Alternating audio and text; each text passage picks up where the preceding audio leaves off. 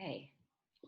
Hi, everyone. I am Naomi Firestone Teeter, Jewish Book Council's Executive Director, and I'm pleased to welcome you to today's timely discussion with Sue Eisenfeld, whose book, Wandering Dixie, Dispatches from the Lost Jewish South, was published in April by Mad Creek Press. In reading the book, our team really admired Sue's journey toward understanding the often complicated history of Southern Jewry and its intersection with slavery, the Confederacy, civil rights, and the present day. As always, we're so appreciative of you joining us here each week to celebrate authors of recently released books, and I hope you will continue to join us for the series. You can find the upcoming lineup in the link that will be in the chat momentarily. Our mission at Jewish Book Council is to educate and enrich the community through Jewish literature. Visit jewishbookcouncil.org to learn about JBC's reviews, essays, and literary journal, Paper Brigade, our book club resources and author tours, and our literary awards, including the National Jewish Book Awards. I hope you will check out all of our programs and resources, and you might also consider becoming a member to support JBC's continued initiatives. This week, I'm very pleased to re-welcome our JBC Network Director, Suzanne Swift, who will host today's discussion. Over to you, Suzanne. Thank you, Naomi. And a huge thank you to Sue Eisenfeld for joining us today. This is our 8th installment of our Lunchtime series, and we're excited to introduce authors and their new books that are getting released. We hope you'll continue to support us in the coming week, and you'll support our fantastic author by purchasing their books in the link that you'll find in the chat. On screen, you'll see the JBC staff. We'll all be chiming in with questions during this conversation. If anyone in the audience wants to share their own question, please do so in the Q&A at the bottom of your Zoom screen. At the top right, your screen will have options to view the discussion in gallery or speaker mode. Please choose whatever you prefer.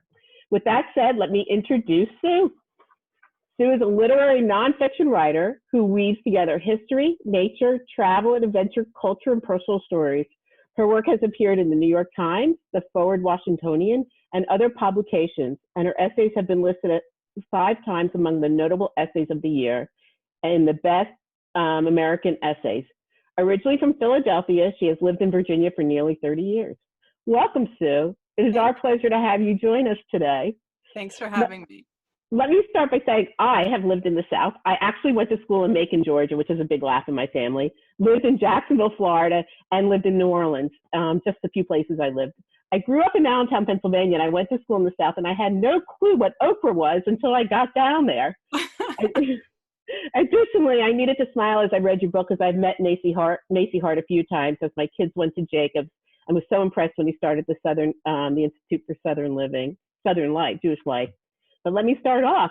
How are you, and where are you right now? Well, thanks for having me. I'm really happy to be here. So my virtual background that you see is inside the synagogue in Natchez, Mississippi. It is Temple B'nai Israel. It was built in 1905.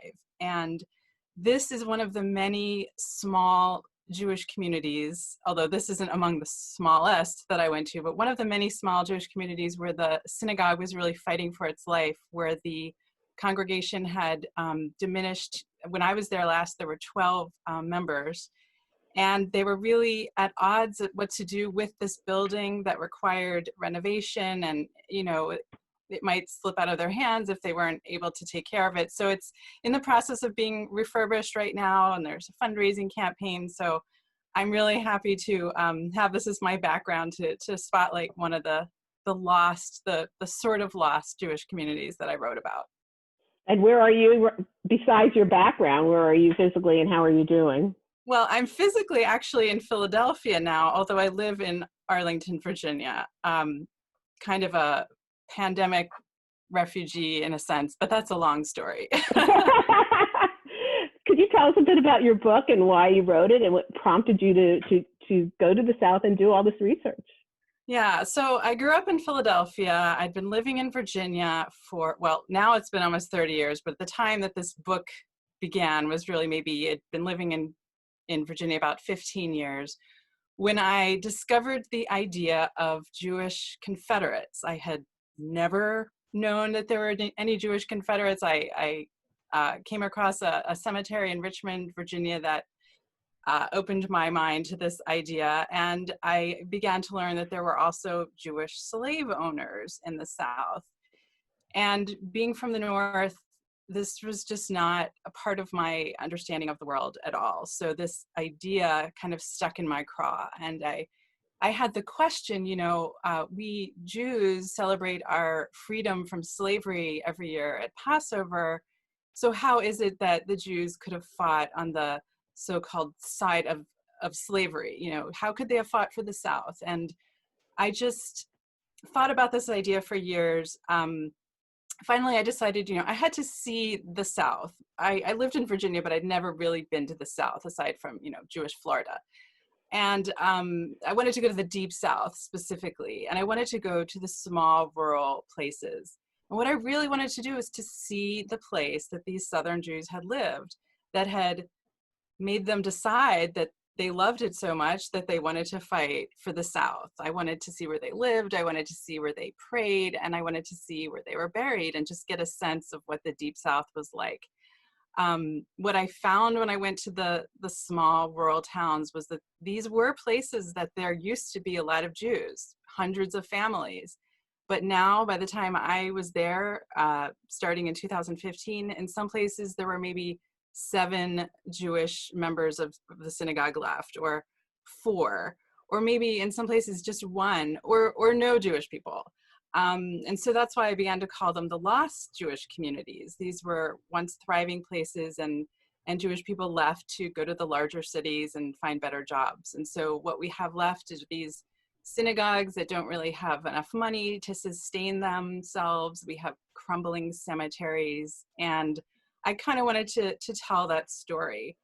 At the same time, I also came across a lot of African American history on my travels. I found myself traveling from Selma to Montgomery, for example. And so I began, and also just by happenstance conversations, talking to people about the Southern Jewish role in the civil rights movement. And in terms of slave owners, I also began sort of tracing certain Jewish slave owners to see what their lives had been like. So it's a kind of intersection of a lot of ideas. Can you talk a little bit about, before we have you read a section, about what brought the Jews to the South? What was the immigration? What brought them there? Well, scholars have in the past talked about 3 waves of Jewish immigration, and the sort of first wave started as early as the late 1600s. The Sephardic Jews escaping from Spain and Portugal and Inquisitions often came through the islands, actually. They settled in islands first and then came through the port of New Orleans, and Savannah and Charleston were some of the 2 early places.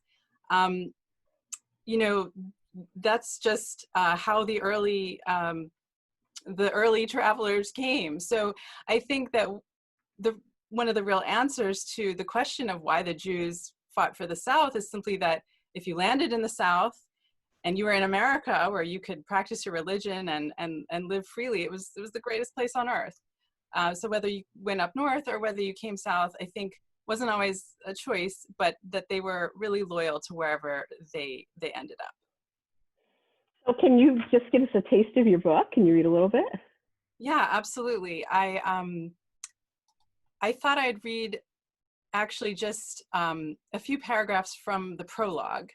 So this is not a super Jewish section, I'll just say that outright, but it might give you a sense of the book.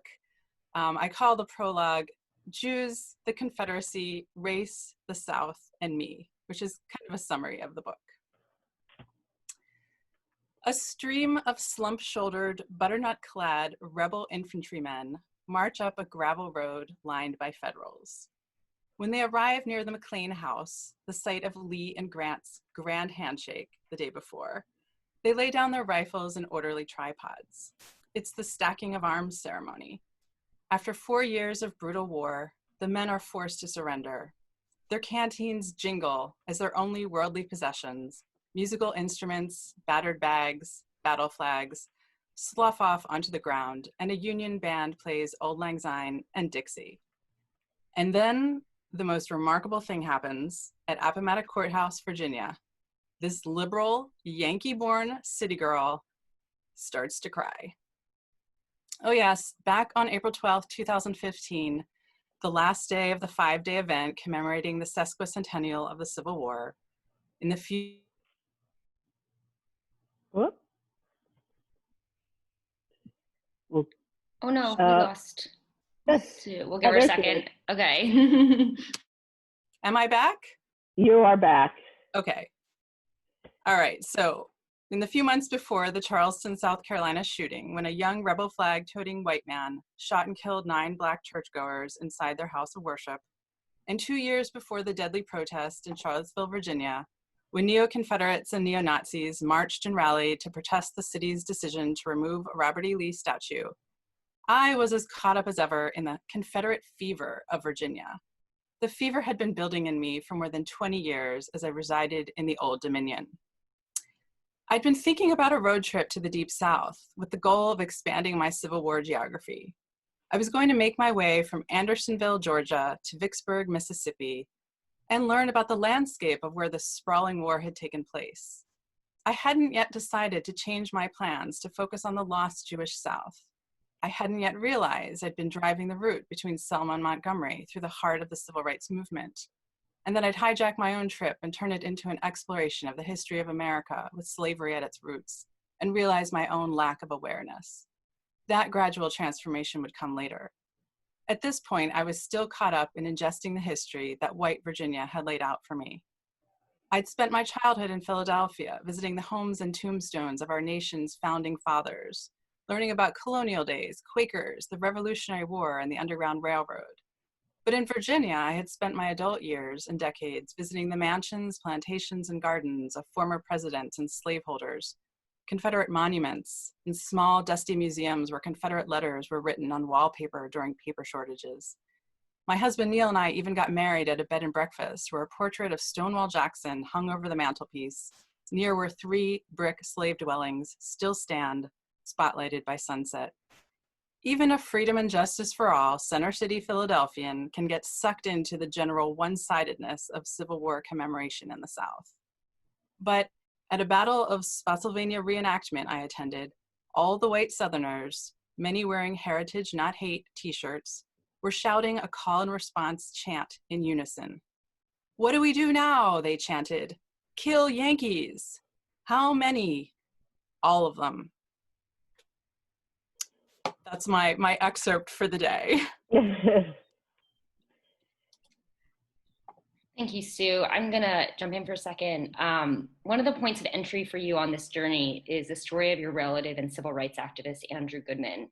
And in fact, you visit his murder site. Can you tell us a bit about him and what lessons about his life that you think are applicable to today? Yeah, so I'm distant cousins with Andrew Goodman.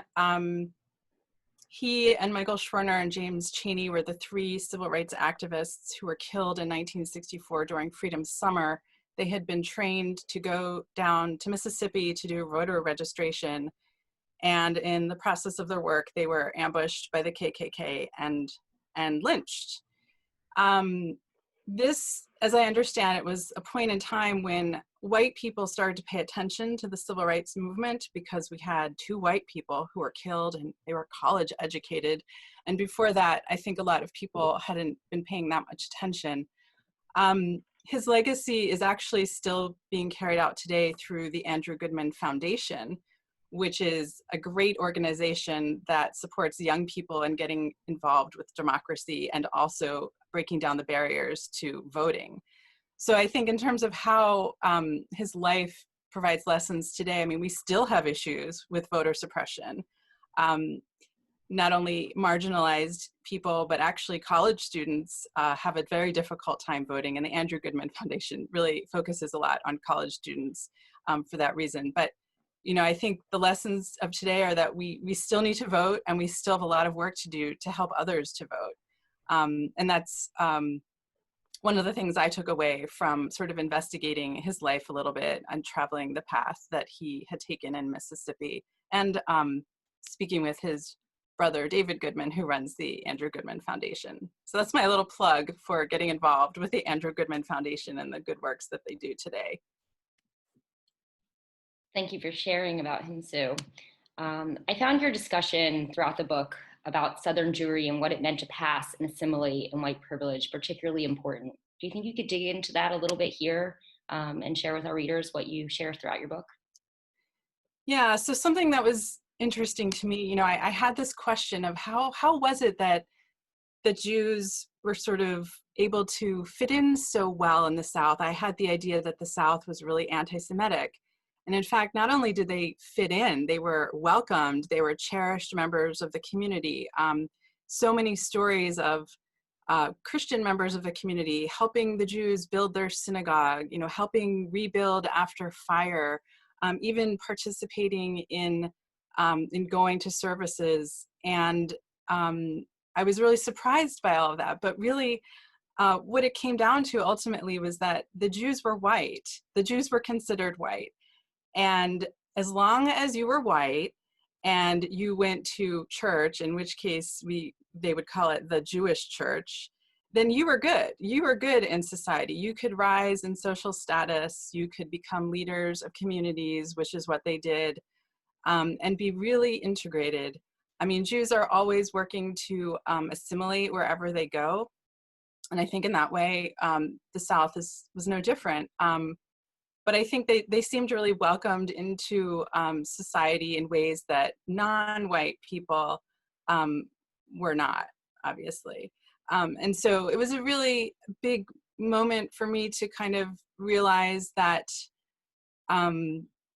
yes, Jews pulled themselves up by their bootstraps and all of that, but we also had the great advantage of, although there was anti-Semitism, there always is and always will be, but having the benefit of white skin and white privilege. And so that is something that I sort of come in and out of in the book, in discussing it in various places that I go.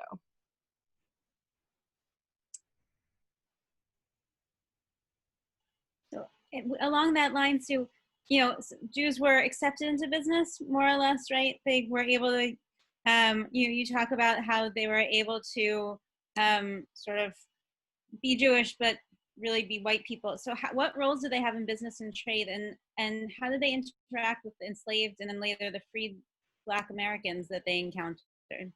So Jews were often store owners, and in many of the small towns, there was always a Jewish store. I mean, people actually referred to it as the Jew store, not even necessarily derogatorily. There was Jewish stores where they sold stuff that nobody else sold. So they were very commonly, grocers, dry goods stores, that sort of thing.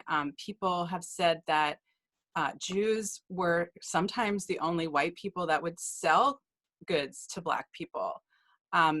They would extend credit to Black people. They would employ Black people to teach them how to run their own businesses. Those are some of the things that I've read from scholarly works, that the Jews played a unique role in that way. So, I think that although there was some hesitancy, I think in many cases, to get very involved with the civil rights movement for fear that, Jews lived in a sort of tenuous trust of their fellow white neighbors, that if they got too activists in the civil rights movement, they would either be alienated by their white neighbors or worse, the KKK or the White Citizens Council could do really bad things to their families and businesses. So I think that there was a feeling of not wanting to be too activist, and yet, really wanting to keep their Black customers happy, and because they did really believe in civil rights and that sort of thing. They had a sort of very fine line to walk. You had sort of several parts to that question, and I think I might not be remembering the last parts of that question. I think mainly just sort of that question of how they interacted with the enslaved and later freed Black Americans, if there were differences between the way, despite fighting for the Confederacy, the way Jews would interact than with the way white Christians around them might interact. Yeah. So in that way, like I said, I think they sold to Black customers. They allowed Black customers to try on clothing, which was something that other white stores did not allow. You could buy the clothes, take it home, but you couldn't return it. I've read that the Jews would let Black customers try the clothing on like other customers. In terms of how the Jews treated their enslaved staff, or for lack of a better word, people do ask a lot about Jewish slave owners. Jews owned slaves, as far as I've been able to uncover from the scholarly literature, in about the same percentages as other white people. Jews were not better than other white people of the time. They owned slaves when they could. And as I write about in my book, I think that there were Jewish slave owners who treated their slaves horribly, and there were Jewish slave owners that may not have treated their slaves horribly. I think it's, again, just like any other white person. Now, I've also come across information that suggested there were plenty of Jews who didn't believe in slavery, if you would, who freed their slaves in their will, or freed their slaves before they passed away. There were Jews who refused to fight in the Confederacy. I came across an archive of letters of people writing during the Nat Turner insurrection who were seriously questioning their role. They felt that they were in great way responsible for slavery. So there were people questioning themselves, just as there were people not questioning themselves, is kind of what I took away from that. Sue, in the book, you visit a number of different, essentially lost Jewish rural communities. Did you notice any similarities and differences between those communities that you can share with us? That's a great question. As a visitor, I would say that I felt very welcomed in these places. These are places that are really struggling. If there is a congregation left at all, there are very few people. So everyone is really welcomed there. I guess another similarity that I found is that it seemed like Jewish people had to work harder to be Jewish in those places. They had to often travel further to get to a synagogue. They didn't always have a rabbi. And so there were people in the community that would become lay leaders. They weren't trained rabbis, but they were like the best, that the community had. And even to this day, when I was in Sumter, South Carolina, they still had a lay leader. So I think, Jews sort of worked harder, had to step up a little bit more, but also seemed really open and welcoming to anybody who wanted to attend. Like, unlike where I live, where you have to pay like $500 to attend a service as a guest, these synagogues are like open to anybody who wants to come, and it's free because they're so happy to just have people come and populate the services. So those are some of the things I think they had in common. So I'm going to ask you a couple of questions from our participants, our audience. Okay. One of them was, did you visit Savannah? Yankees are often shocked to find the third oldest Jewish congregation in the U.S. is in Savannah. Many of us think that only Jews in Georgia are all in Atlanta. I did go to Savannah. In fact, before I sort of officially began working on this book, I did sort of two prove it to me tours, because I was like, I don't know, I hear there were Southern Jews. And so Savannah was the first place I went, actually, and I did visit the synagogue there, which is very interesting because it was built to look like a church. I mean, I think the people that built it, all they knew how to build were churches, so it's very church-like. But yes, I went to Savannah and Charleston as some of my first trips to really prove to me that, okay, I think this is for real. I know I lived in Macon for college and went to the synagogue there and was amazed how many Jews were in Macon, Georgia, no less. Mm-hmm. So yes, I do that. One of our other audience members asked about Judah Benjamin. Can you talk about some of his influence on Southern Jews? Yeah, so Judah Benjamin was a U.S. Senator from Louisiana who became the Secretary of War and Secretary of State for the Confederacy. He's one of many Jewish leaders that I find extremely interesting. He wasn't an especially practicing Jew. He didn't really bill himself that way, but of course other people decided that he definitely was Jewish, and when they wanted to criticize him, they used that on him. I think that it's interesting to see that Jefferson Davis, who was the president of the Confederacy, appointed this Jewish man as some of the highest roles, like a country, if you will, since they considered themselves a country, ever appointed. And that was way back in the mid 1800s. So I think there's a lot of lessons and a lot of interesting points about Judah Benjamin. There's a wonderful biography written by Eli Evans about Judah Benjamin that I would recommend for further reading. So as we're getting close to ending, I have a couple more final questions for you. One is, even food has political significance, and you talk a lot about food, and I know of living in the South about the food. Can you talk more about how the Jews and the food of the South kind of related to some of the story that you talked about? And quoting Michael Twitty at the end of your book, which is, so interesting. Yeah, thanks. So, what I came to discover was that Jews, I think, considered themselves Southern before they really considered themselves Jewish. And I'm bringing that up for your food question because in a lot of these small rural towns, there was no kosher butcher. There were no kosher stores. They didn't have kosher kitchens per se.